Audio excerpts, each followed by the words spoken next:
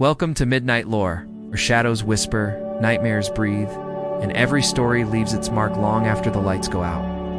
My name is Sarah, and I never wanted anyone to hear this story, but I can't carry it alone anymore. I was 17 when it happened, old enough to think monsters were just campfire stories, but young enough to be wrong. Back then, I lived with my mom in a peeling old apartment building at the edge of town, 3 floors up. Last unit at the end of a drafty hallway that smelled like mold and stale cigarettes. Mom worked nights at St. Mary's, double shifts, sometimes triple. She said the hospital made her feel useful, alive.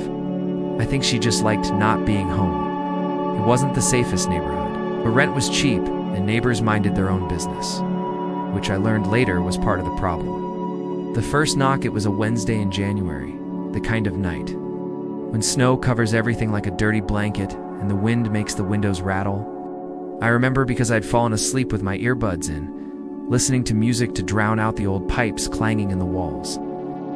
Mom had kissed my forehead before she left. "Lock the door behind me, love you," she'd whispered. Her voice sounded tired. When I opened my eyes, the room was pitch black. I reached for my phone. 3:08 a.m. My heart was hammering for no reason. Then I heard it. Knock, knock, knock. 3 soft taps on my window. We lived on the 3rd floor.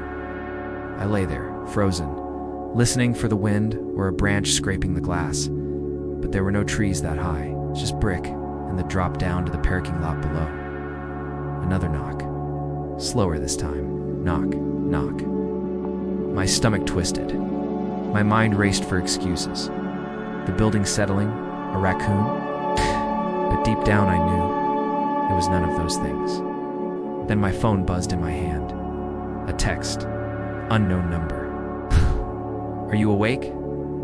I felt cold all over. The knocks came again. Knock, knock, knock. Another text.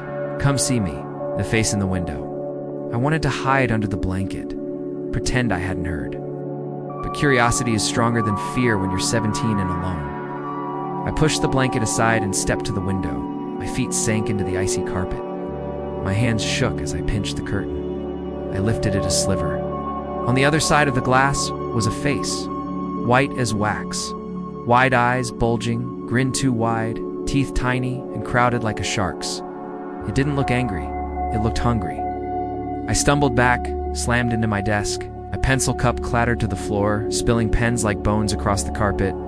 The thing didn't move. Its mouth opened, stretching further, too far. The skin at its cheeks tearing like wet paper. Then it was gone. Just the dark window, frost on the edges. My breath puffed clouds into the air. My phone buzzed again. "I see you," at the footprints.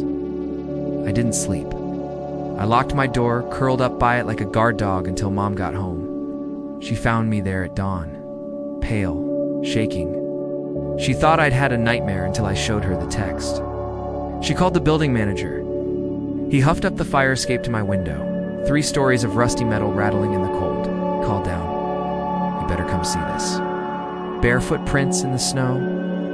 Long, narrow toes pointed wrong, like they'd bent backward. They ended halfway up the fire escape. Nothing above. No ladder. Just empty air. The manager shrugged, muttering something about teenagers and pranks. Mom didn't argue, but that night she pushed a dresser in front of my window and made me promise to text her every hour she was gone. The things I found, I wish it ended there, but I couldn't stop myself. Needed to know. The next night, I stayed up scrolling forums, window knocks at 3 a.m. Phantom faces. I found stories, old urban legends, posts from people who claimed they'd seen the same face. Some described it in whispers. The grinner, pale thing. The knockman. One post said it asks to come inside, and if you let it, you're never seen again. I didn't tell Mom what I read. She already looked at me like I might break. So instead, I started setting up my phone to record at night. The first night, nothing. Just me rolling over in bed, mumbling in my sleep. The second night, static. 3 loud knocks so clear they made the mic pop. I replayed it a dozen times. Knock, knock, knock. Nothing outside my window but the dark. After a week passed, I barely slept. Mom begged me to see a doctor. Said I was getting sick from stress. But how do you explain to a doctor that the thing outside your window knows your name? Friday, I drifted off around midnight. I woke up to the knocks, not on the window this time, but closer. Knock, knock, knock. This time, it was at my bedroom door. I held my breath. The doorknob rattled softly, like someone testing it, polite, patient. I pressed my back against the headboard, clutching my blanket like it could save me. Knock, knock, knock. A whisper, so close, I swear it came from inside the room. Sarah, the doorknob stopped moving. Silence fell so thick I could hear my heartbeat. Then, 3 slow knocks on the window again, Mom's secret. That morning, I snapped. I told Mom everything. The knocks, the face, the whispers, the footprints that ended in air. To my shock, she didn't look confused. She just looked tired, like a truth she'd buried years ago had clawed its way out. She told me about my dad, a man I'd never known. He died when I was 2. Or so I thought. She confessed he'd vanished one winter's night. They'd heard knocking at their bedroom window, 3rd floor. He'd gotten up to check and never came back. No footprints, no blood, just gone. She'd moved us across the state after that. Changed her name, tried to forget, but the thing it followed. The final night 2 days later, Mom took a night off work to stay home. We pushed furniture against the window, the door. We sat on the couch in the living room all night, watching bad TV with the volume low, jumping at every pop and creak. At 2:45 a.m., the lights flickered. The heater groaned and died. The silence wrapped around us like a wet blanket. At 3:08, the knocks came. Not at the window this time. Not at the door. It inside the walls. Knock, knock, knock. They came again.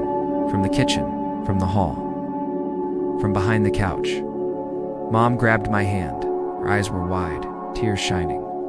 Don't answer it, don't look. Knock, knock, knock. Closer.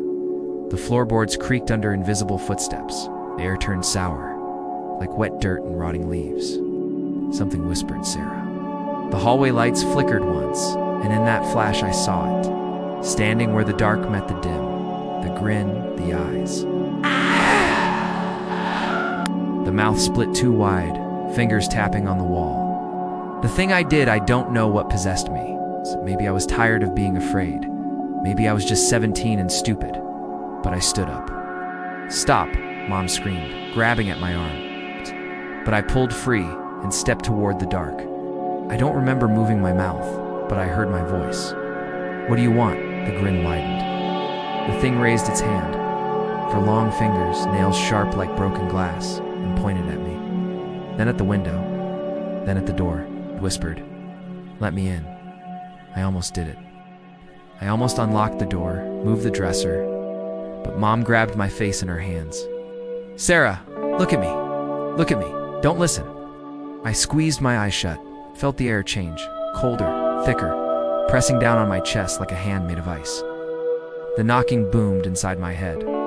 Knock, knock, knock. I don't know how long it lasted. Maybe minutes, maybe years. When I opened my eyes, the hallway was empty. The room felt hollow. The clock on the wall blinked for 12 a.m. Mom was sobbing, holding me so tight I couldn't breathe. She whispered, "Never answer, never look." After we moved out that week, left half our stuff behind, changed our names again, Mom found a day job in another city. I don't have a window in my new room, just thick brick walls and a single skylight I keep covered. Sometimes I wake up at 3:08 a.m., cold sweat dripping down my back. I listen for the knock. Sometimes I hear it, far away, patient, waiting. So if you're lying in bed tonight, you hear it. 3 soft knocks on your window, your door, your wall. Don't answer, don't look. Some things only knock because they know you're awake.